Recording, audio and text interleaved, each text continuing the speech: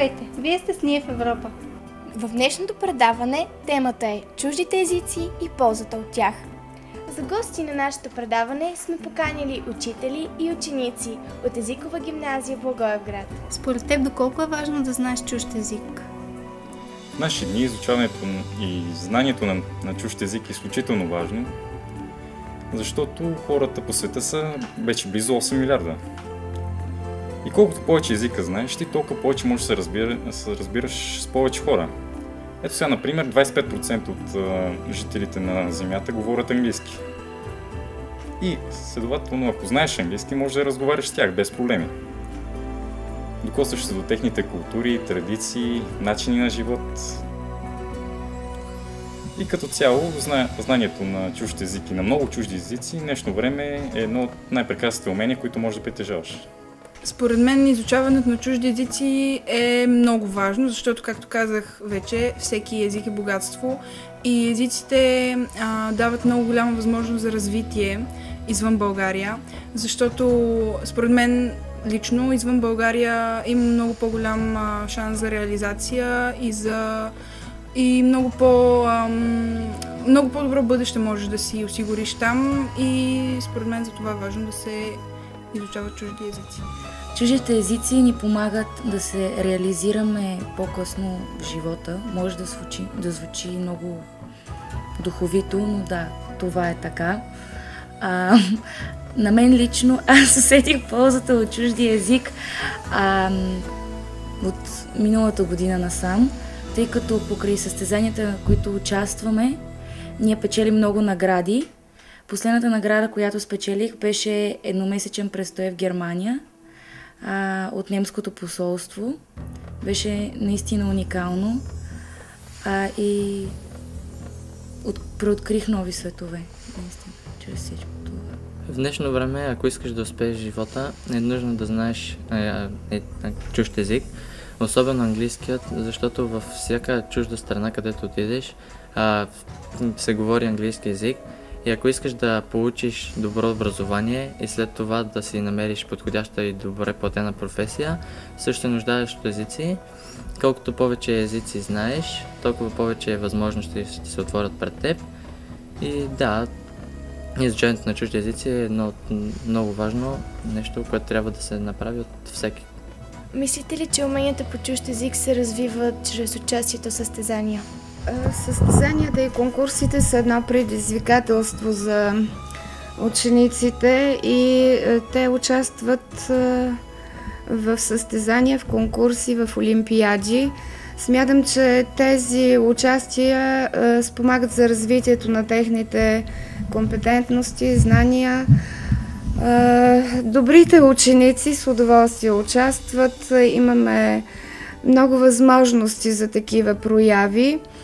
Например, дефи лектюр, предизвикателството да четем, олимпиадите по френски език, кажи ми 10 думи, димо али димо. Това е писане на есе с зададени 10 думи и по дадена тема. Тези конкурси се организират и от Министерството на образованието и от Френския институт в България. Освен това имаме имаме фестивал на франкофонския театър, който се провежда всяка година в различни градове. И това също е едно от любимите състезания на нашите ученици. С удоволствие се готвят за това.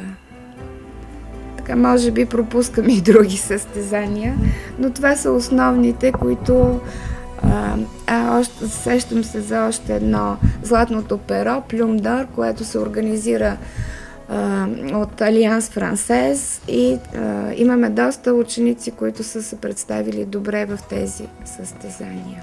Да, разбира се, че уменията по чужди езици се развиват с участието в състезания. Разбира се, много е важно младите хора да имат тази възможност да участват в различни състезания, да се виждат и да мерят силите си със свои връстници.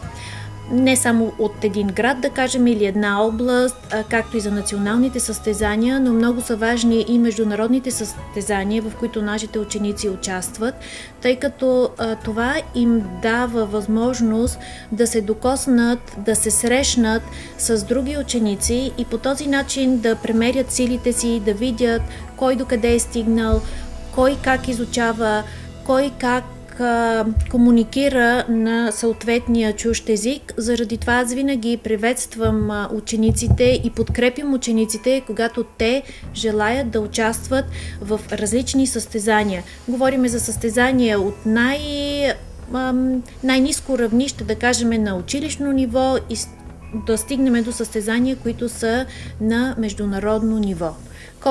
В колкото повече състезания участват учениците, толкова по-добре за тях.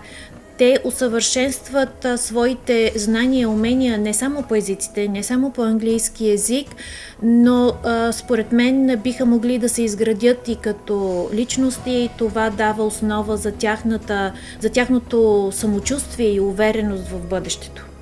Мислиш ли, че уменията ти по чужди езици се развиват чрез състезанията? Когато постъпих в езикова гимназия, всъщност осъзнах колко важно е участието в състезания, тъй като те дават стимул на учениците да напредват. Когато видиш колко добре се справят останалите, ти си даваш една равносметка до какво ниво си стигнал и така имаш стимула да се развиваш и на следващото състезание да бъдеш по-добър. За мен състезанията играят роля не само в развитието на уменията ми по чуждите езици, но те са важни за цялостното ми развитие. Чрез тях се отпускам пред хората, мога да общувам по-лесно с хора. Освен това, с участието ми миналата година участвах в 2 състезания, като едното е свързано с дебати, реч на английски език. То ми даде много голям напредък в писането на реч, в участието ми в дебати, в рецитирането на стихотворения, което според мен е много важно за личностното ми изграждане, за общата ми култура. След това участвах и в още едно състезание, наречено World Scholars Cup. То обаче беше международно и се разви извън рамките на България. А какво точно представлява това състезание World Scholars Cup и къде се проведе? World Scholars Cup всъщност изпълни моето най-голямо желание да развия чрез състезанията не само знанията си по чужди езици, но по всички науки. Това състезание представляваше 6 различни науки на английски език, като първия кръг се проведе в Истанбул, а втория кръг в Сингапур. Нашето участие в Сингапур беше доста успешно, като се класирахме на първо място в Европа. И може би тук е времето да спомена на зрителите, че ни е нужна тяхната помощ. В момента събираме спонсорство за участието ни в Америка, тъй като кръга е на световно ниво и са ни нужни пари, за да достигнем този кръг. Банковата сметка ще се изпише отдолу.